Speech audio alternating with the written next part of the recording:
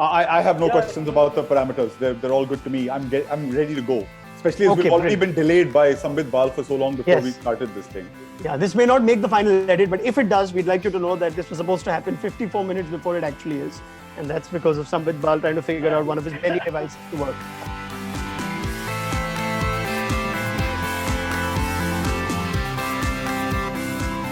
It's time for another episode of Dream Team on ESPN Cricinfo. We're going to have a go at this again. We put our heads together with the best possible resources available in these tough times, and in all honesty, put together a team worthy of the concept that we pick, and then we get trolled hilariously for the choices we make. Therefore, it's important we now roll out the big guns. And the biggest gun that ESPN Cricinfo has is in the form of Sambit Bal, the editor-in-chief, who makes his first appearance on Dream Team, joining us from one of his many houses in Mumbai. Andrew Miller, UK editor, is another big gun that we pull out at this point, and he just about fits his new hair look in the Zoom window that we record this on. And Osman Samiuddin has earned another shot at this in spite of being the man who's responsible for dropping Imran Khan from an all-time Asian World Cup winning team. And picking Rohit Sharma as well. Don't forget. And picking Rohit Sharma at the top of a current test team. So he's come to add further misery to his existing scenario. So Osman is here as well. To our great shame, we are 15 years late on this because the ICC already did a damn super series and a super test where a dream team got together and tried to beat Australia. It wasn't war era, but it was right after the war era. And that team got whooped. So my only contribution is that we are That's why we're here. That's it. You've taken my segue, Sambit. Yeah. We've lost to the ICC. It's over. It's finished. We've lost. Now that is subject to, like Sambit says, that if we pick the same team, which I doubt we will, I think we will pick a different team and then we can hold it against the ICC that had this team. Yes, there would have been a huge difference. We are here to correct a historic wrong. So. Yes, Sambit. Of all the grave historic wrongs in cricket, the editor has picked a team that the ICC picked and will nitpick now and change that to a team of Cricinfo that we believe is a team that would challenge Steve Waugh's Australia in Australia. Very well, let me play down the rules for this. We will be picking a 12-man team as always when it comes to a test match team. That always helps. And we would be categorically picking players only who played at least 10 matches between March 99 to Jan 2004, which is Steve Waugh's era as captain. So keep that in mind. Those players need not have played in Australia at the time. So do watch out for the selections that we do make, but they have to have at least played 10 matches in that 5-year period. Now, as for whatever it's worth, for our younger viewers and fans, Stephen Waugh was considered one of Australia's great captains. The jury's out on whether it was Steve Waugh that captained the great Australian team or a great captain that Steve Waugh was to captain that team. But as far as record goes, 41 wins out of 57 as the captain of Australia in tests, losing just 9 games, a record 16-match unbeaten run that he enjoyed, a world record at the time. So we have our work cut out. That's the criteria that we've laid down. And we're going to first mention the opposition for what it's worth.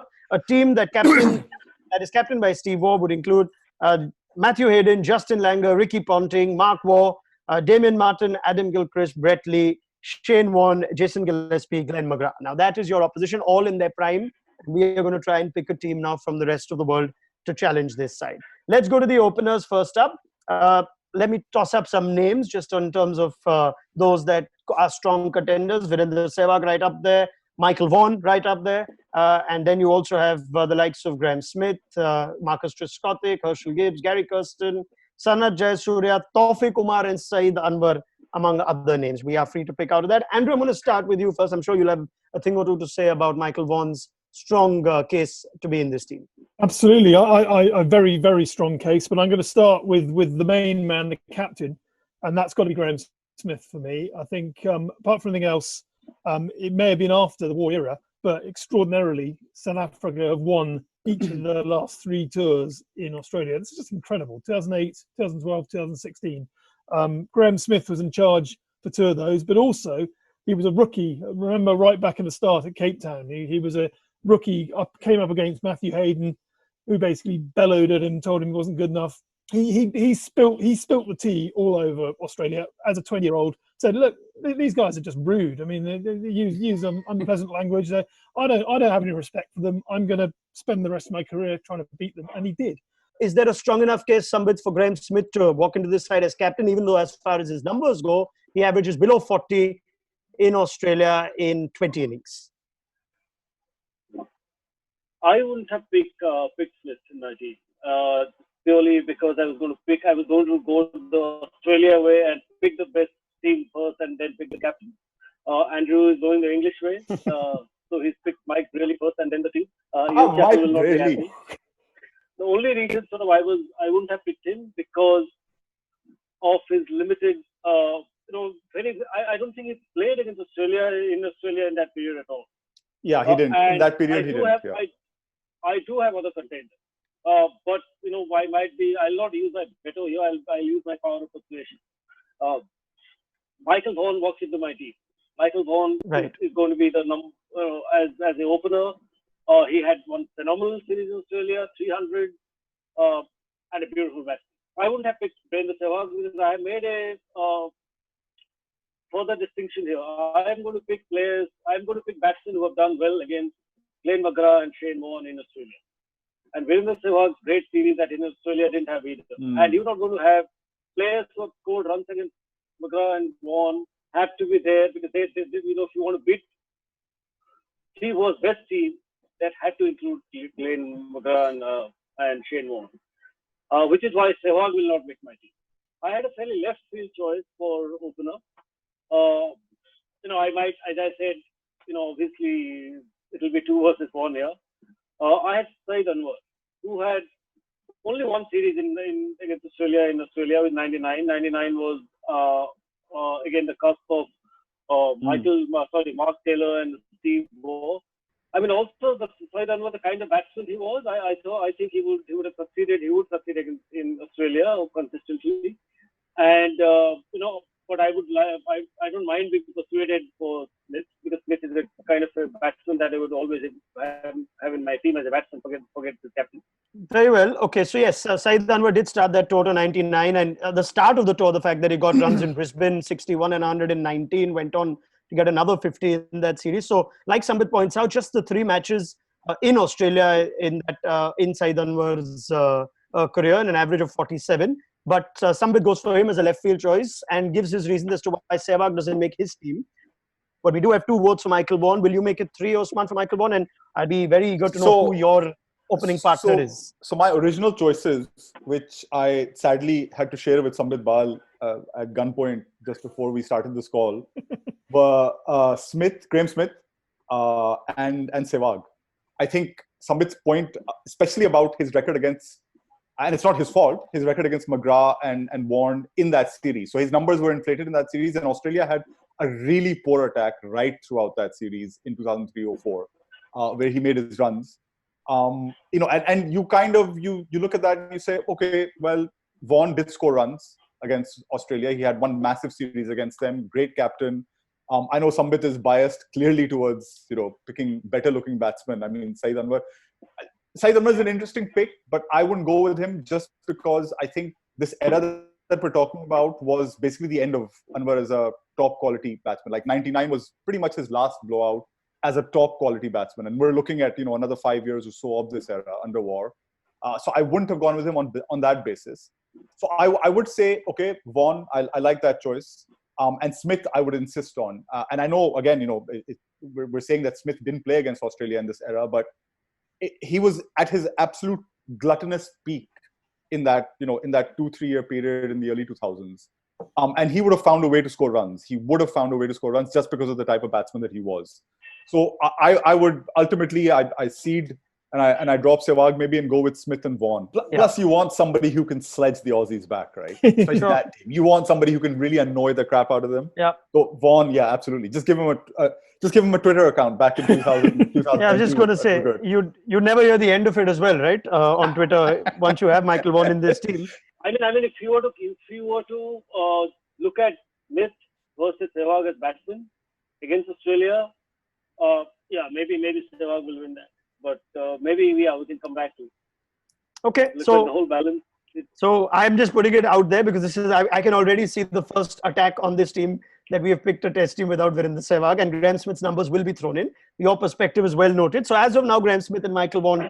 And also we have if we don't go with Smith, which we'll come back to, we have Michael Vaughan as a potential captain as well. So Yeah, I was coming to that we will have enough captaincy contenders. Smith versus Sehwag seems to be one we'll come back to, but we're all in agreement about Michael Vaughan's phenomenal numbers in Australia and the impact that he had when he travelled with this England side. Let's move to the batsmen now. We're spoiled for choice here. It's going to be hard to pick just a handful of batsmen from the contenders. Brian Lara is there, even though most of Brian Lara's top performances came before Steve Waugh was captain. Tendulkar, Dravid, and Lakshman as the obvious Indian performers in Australia. Jack Callis's numbers in Australia are pretty good. Inzamam, while he doesn't have the best numbers in Australia, is thrown in as well as one of the batsmen of the 90s and the time. Mohammad Yusuf, Yusuf Yohana. Nathan Astle has extraordinary numbers, albeit in a small sample size in Australia. And we also have Maila Jayawardene, Chandrapal, Sawan, Yunus Khan, among others. Right. Osman, you can start this one, as we have to pick 3, 4, and perhaps even 5 in clusters. I can't look beyond Brian Lara as one of the spots. I don't think there's any doubt about that. I would have Brian Lara eyes closed, like ahead of Sehwag as well. I would pick him in any 11, especially against Australia. He's there. Lara's record, for me, speaks for itself. He has to be in that side. The others, it's interesting. So I had Dravid's name there. I had Lakshman in there, and then I had Kallis / Tendulkar. So I was like, I've got to fit those names in to these 3 spots. We're looking at 3 spots, right? Oh, no, we're looking at Well, that depends on the composition of the team that we go for. Yeah. You could have a specialist batsman at 6. I could be convinced on not having Dravid in there. Although I think he has a good record. Again, he had that series in 2003 or 4 where I think he scored runs, but no McGrath, no Warren there. Dravid brings some solidity to that top order as well. Kallis, Tendulkar, I'm tempted to go with Kallis just because of the all-round option, and we'll come to this problem later in this discussion of bowlers. I'm tempted to go with Kallis over Sachin for this, and because Lakshman again to me, Lakshman is a no-brainer. He has to be in that side. Very well. So we are picking a 12. Now, it is my assumption when we pick a 12 that we reserve that extra spot ideally for a bowler. Now, I could stand corrected. But if that is not the case, it does look like between Lara, Dravid, Lakshman, Tendulkar and Kallis, we may not be able to squeeze all 5. Andrew, do you have all 5 in your team? Well, funny enough, I'm going down Osman's route there. Although my first pick would be, Lara is one of my picks, but my first pick of that batch would be Kallis. Simply because if you're going to win in Australia, you've got to have a 5-man attack. And the only way to get enough batting and bowling is to rely on Kallis as the best all-rounder that's available. He played 5 tours of Australia. And as mentioned before, South Africa are the only side to emerge victorious more often than not, extraordinarily. And, he got a century on his first appearance out there in 1997. He was still scoring centuries out there 15 years later. He only got 3 of them, but his majesty as a pure batsman is right up there. And then you throw in the fact that he got 250 wickets as well. He's absolutely the pivot of a team that's going to win out in Australia for me. Lara, likewise, I can't not pick him. But that kind of brings you down to it's a toss-up really between Dravid and Tendulkar for that final spot, because the thing I find about, certainly I use 2010 as a template for a successful side in Australia in recent times. England winning in Australia was built on the bricks and mortar of Alistair Cook and Jonathan Trott, but the guy who went in and actually won the series, for all that, you don't want to tell him to his face because he'll never shut up about it, was Kevin Peterson. That century, the double century scored at Adelaide, was the soar away moments that you can grind these guys all you want, but you've got to have guys as well who are just going to blow them away. And Lakshman's going to blow them away, Lara's going to blow them away, and Michael Vaughan at the top of the order is going to blow them away. So those are my 3 sort of guys who are going to be the top notes, so to speak. And I go Dravid over Tendulkar, to be perfectly honest. I'm biased because I just remember that Adelaide double century and the 69 in the second innings, and I just remember that as being an absolute apogee of everything that Rahul Dravid, the wall, stood for. I had in fact got 3, 4, 5, 6, and I have Lara, and you cannot leave Tendulkar out from any team that plays against Australia, because to me, over the 2 decades that Tendulkar played, he was the best batsman against Australia throughout. Apart from the last tour where he failed, and he sort of didn't fail as miserably as other batsmen did, and then we're not really taking that that sort of series into consideration anyway. He was, I don't think he ever failed against Australia. Home, away. You Yes. mentioned the Perth 100, the Melbourne 100 that he's got in '99 was perhaps his best 100 in Australia. Perth was a 100 where you saw Tendulkar, but Melbourne was against a far more superior attack, and he had a team. He had no other batsman in that team who really stood up. I would pick Lara because if you want to win a match against Australia, you've got to have Lara because he's a match-winning batsman and you would trust him to come good. And I'm going to pick Lakshman because Lakshman was Australia's nemesis in that period and played a few of the greatest innings that you have seen against Australia ever. Dravid misses out for me in this team because I'm going to pick Kallis at number 6. Kallis is going to give me, and Kallis was not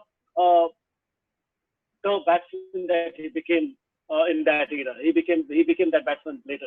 So if you're picking in that era, I would have Kallis batting at number 6, and he'll give me the perfect all-rounder. And Kallis was a quicker bowler in that era also. And I like that point, actually. Dravid, for me, was never he was never a shoo-in. He was not the shoo-in that I think he might have been for Miller. And, I mean, Tendulkar's longer-term record against Australia, yeah, there's no doubt. I was half thinking with my Rohit Sharma brain on that, let's drop Tendulkar. It'll be good to get some hate feedback from people generally. Let's drop Tendulkar against Australia. Why not? Yeah. I could go with a middle order that would be what? It would start with Kallis, then Lara, then Tendulkar, then Lakshman. I can go with that middle order. I can be persuaded. I still have that majesty of that particular Adelaide innings in my mind's eye, and I find it very hard to let it go, especially given that he was the key sidekick at Calcutta as well. So, and you can't forget Australia, the Calcutta also. Calcutta was as much Dravid as it was Lakshman. Exactly. So that's why Dravid for me is relevant. Massively relevant. To me, he didn't do well in '99, and that series that did well didn't have Nadra and Waugh. Very well. Sambit has made that point, so he remains consistent with his picks, and yes, he's tried to balance it by talking about Kolkata and whatnot. But yes, Sambit, we get your point. So it looks like I'm not worried about a phone call from Rahul. Headline. He doesn't call anymore. Sambit Bal. I'm not worried about Rahul Dravid. Yes, Headline, but I'd rather have that headline than Cricinfo drops Tendulkar from all-time team to play Australia in Australia. So I'm happy with that. Right. So it looks like, unless someone is looking to revisit this later on, that Brian Lara, Sachin Tendulkar, VVS Lakshman, and Jacques Kallis will follow the opening pair. That leaves us filled till 6. We will come back to look at whether it's Smith or Sehwag at the opening slot alongside Michael Vaughan. Let's go to the wicket-keepers conversation before the bowlers. Andrew, all yours. So it comes down to 2 for me. It's going to be Mark Boucher or Alex Stewart. And I think on balance, it's got to be Boucher. I think Stewart's his only century in Australia came when he gave the gloves away and went back to opening. And to pick him as a number 6, 7 with the gloves would kind of go against everything that undermined England throughout the 1990s. I think Boucher's record, again, coming back to the point about the Australians being being beasted regularly by South Africans. I think Boucher, key combatants in that middle order. I can't look beyond them. It's not like we're contending with a real richness of choice here. I was looking at, would you have a pure wicketkeeper like Rashid Latif in there? But he would weaken the batting so much that I don't know. Maybe you wouldn't. It really was that. I think the choice was between somebody like Boucher and Stewart, and that it's not much of a choice in that Boucher will give you good stability behind the stumps against pace, which will be important in Australia. He'll be safe always against pace. And he's that kind of fighting, annoying character that you might want. He might be that kind of character that you just want in your side behind the stumps. Yeah, we have a great batting lineup, so we hope that we won't be 4 for 50. So we will go for the better wicketkeeper here. And for that spot, Alex Stewart was a proper top order batsman. Yes. For that spot, Boucher's batting might be handier than Stewart.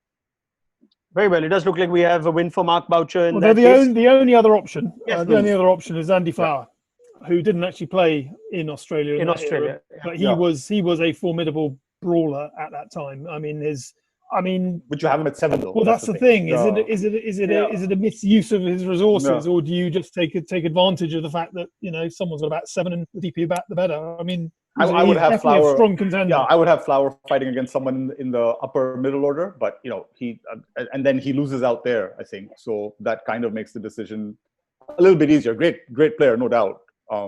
Right. So it does look like, with honourable mentions to Alex Stewart and Andy Flower, in spite of not playing a test in Australia, we have Mark Boucher as our wicketkeeper batsman. It's time to move to the remaining 5 spots. We've done with 7. We will revisit 1.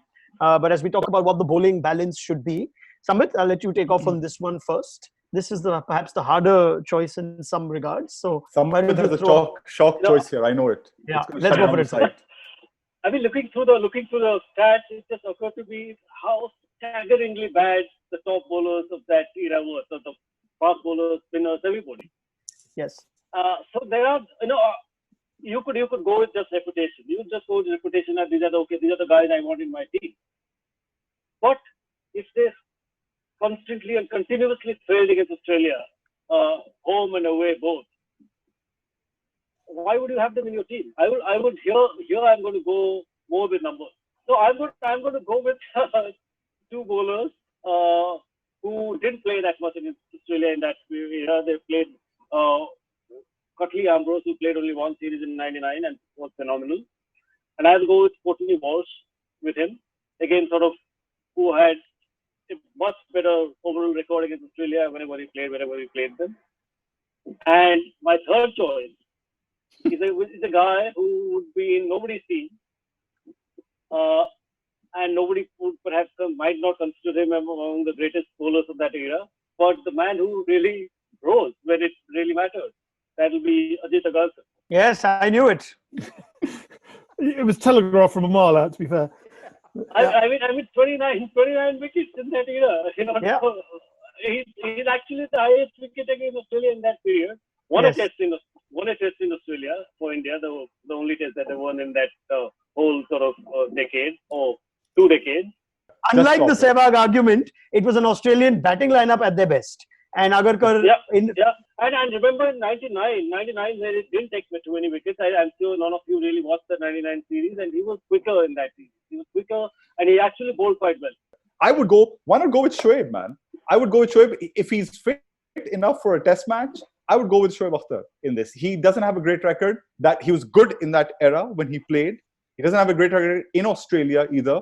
But I would have someone like him as just like an X-factor kind of bowler who could at least offer something different to Australia. And he, of course, remember in that era, bang in the middle of that era, he has one of the most amazing spells of fast bowling in the modern age, which was that spell at Colombo, when he took 4 or 5 wickets across 3 overs, and that was 5 against for 21.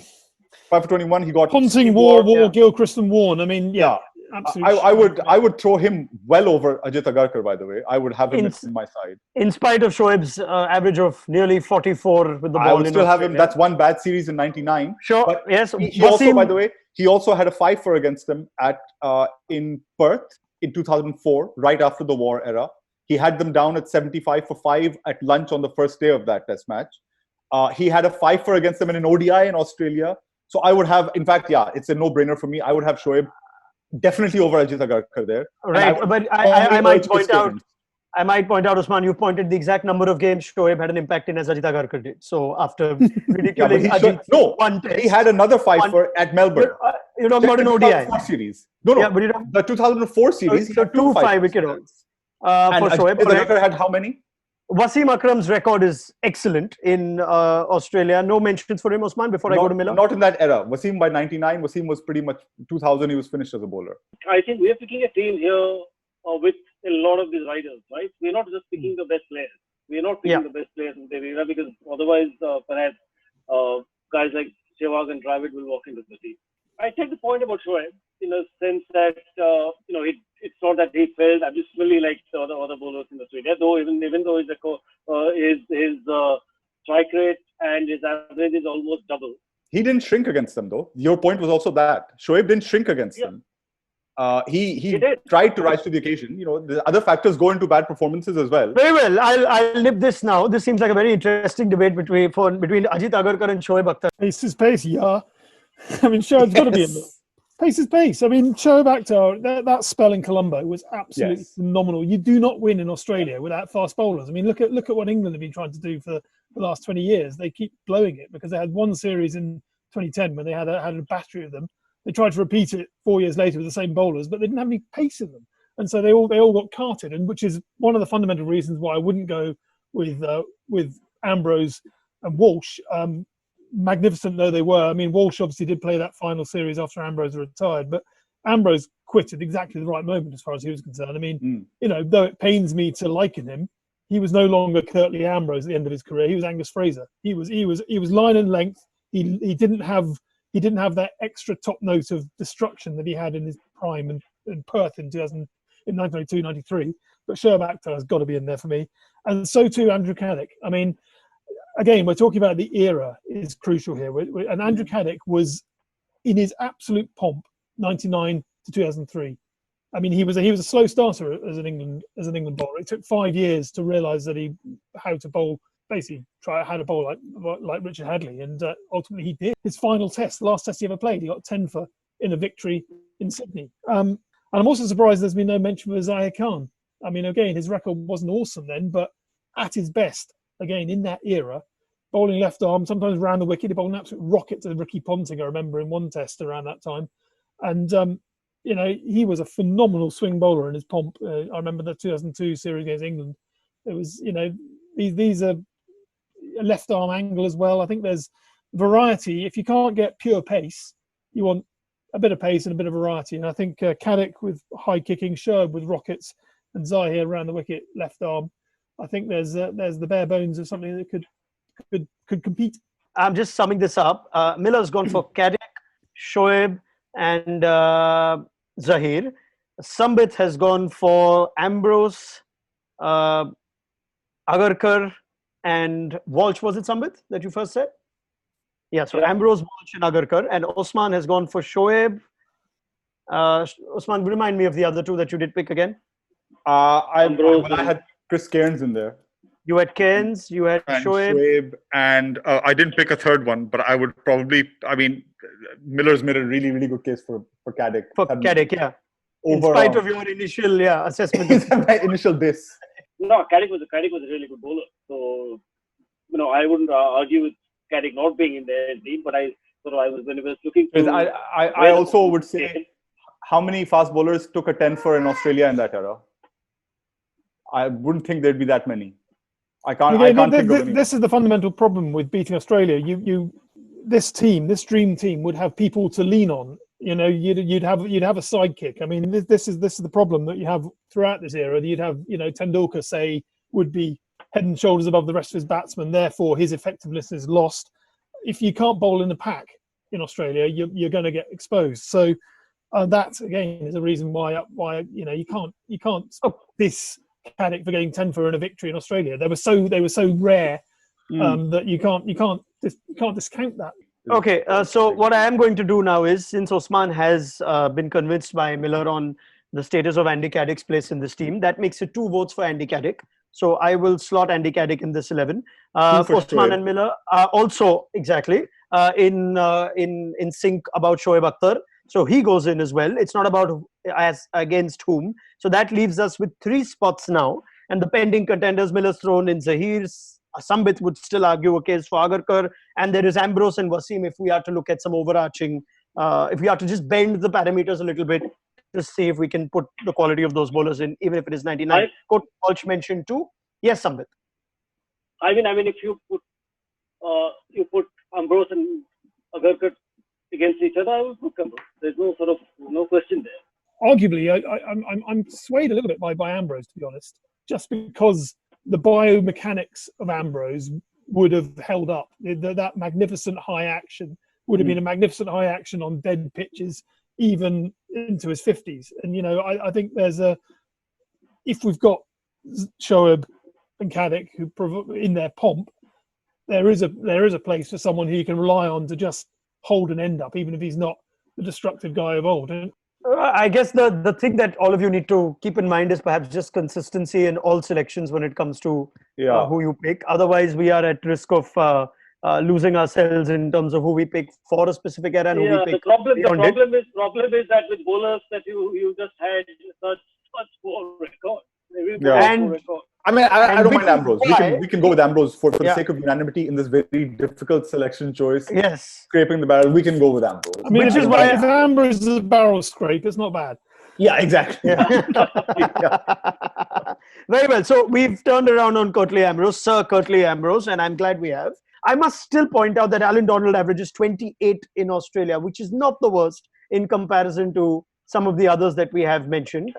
You can't remember Alan Donald blowing Australia away, but perhaps there is a case just to put out there. Chaminda Vaas and Makhaya Intini are also left field choices thrown up, but without the most impressive records in Australia.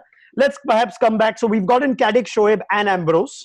We will probably have room for one more seamer if we decide to go with one spinner. But let's talk about who that spinner is going to be. Osman, you first. I had 3 names down, in fact. I had Harbhajan Singh, Saqlain Mushtaq, who had a decent record against Australia, had Dusra as well at that time, and it was legal, but it was allowed to be bowled. And I had Kumble, of course. And I kind of discounted Harbhajan because I felt like in Australia, the record of finger spin is bad. So I thought, okay, let's push Harbhajan aside. With Kumble and Saqlain, I thought, okay, Saqlain had one good series there. But again, in this time, Saqlain was basically, he was finished. Which left me with, I think, a very logical choice of a leg spinner in Australia and the kind of leg spinner that Kumble was. And on top of all that, Kumble has a pretty decent record in Australia, or at least in that one series he had. So to me, it was almost a no-brainer ultimately to go with Kumble. I mean, Kumble was my only choice. I didn't even, Harbhajan didn't play in Australia, and finger spinners don't do well there. So Kumble was a leg spinner, and by the time he had learned to bowl in Australia, when he went the second time, he bowled slower, he had more variety, and he got a lot of wickets. Very well. So Kumble does make it as the lone spinner in this team. Now, we've actually not even mentioned Muttiah Muralitharan. And perhaps if I read the numbers out, they'd make a case for itself. But Murli in Australia, with just the 5 tests that he did play, averaged 75 with his 12 wickets and a strike rate of 131. But that, I mean, no disrespect meant to Test cricket's most prolific wicket taker. But I would not pick him in the team for the same reason I wouldn't pick Ricky Ponting in a team that was going to compete in India in Test cricket. So I think the record just speaks for itself, and that's what we have been guided by through this entire conversation. Might I come back then to the Smith v Sehwag debate? Are we persuaded to leave out Graham Smith for Virendra Sehwag, or are we going to stick with Smith? I'll let you all have a say on that. And Sambit, if you want, you can even consider both and make that your 12th selection. Miller, you first, since you made a strong case for Graham Smith, but are you persuaded to have Sehwag in ahead of him? No, I'm not budging. You want this is a team to win in Australia, and there's only one guy in that list who knows how to win. Very well. Twice. Strong case. Osman?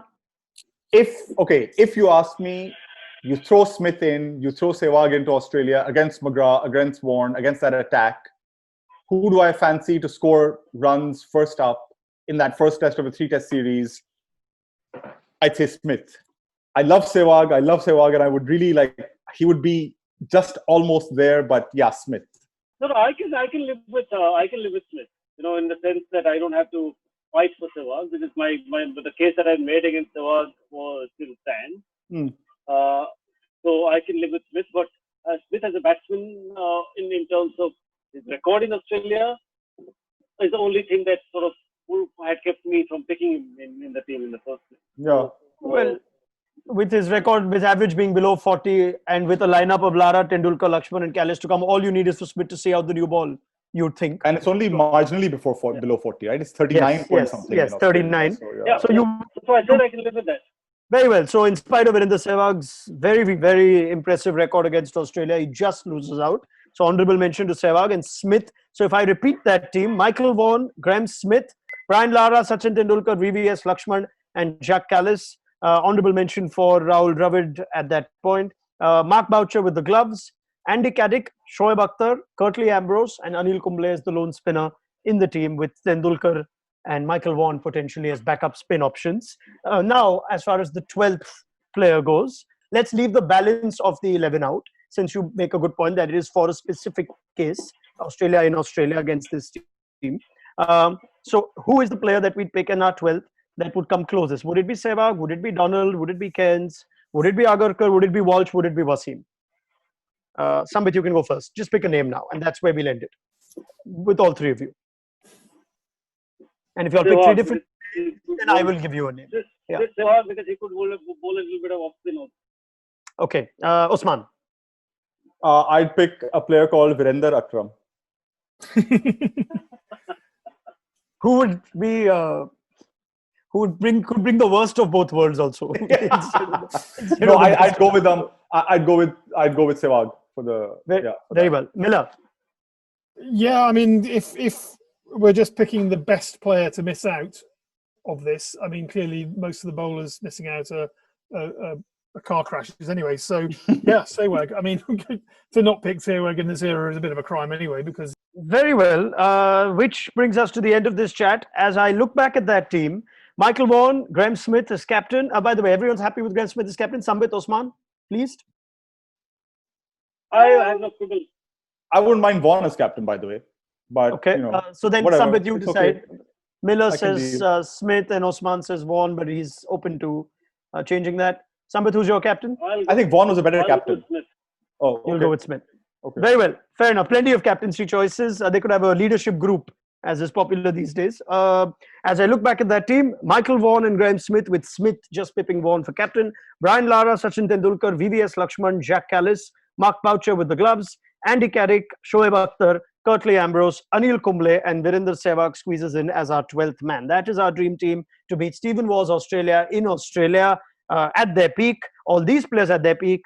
Might I just say, at the end of it all, in spite of Callis, Caddick, Shoaib, Ambrose, Kumble, I still doubt whether this attack can take 20 wickets against. So do I, shockingly. I know. Yeah. It's a As worry. I look back at it, that just goes to what that team was. So And unless we picked anyone 4 wants to- players, by the way, from the ICC 11 that was picked. We've got 4 of those guys in our side. Who's it? Lara, Callis, Smith, and Boucher.